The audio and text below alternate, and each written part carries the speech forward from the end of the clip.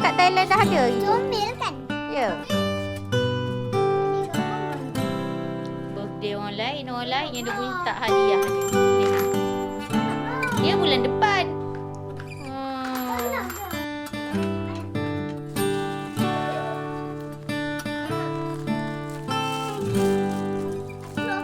Jom bayar jom. Nak ya.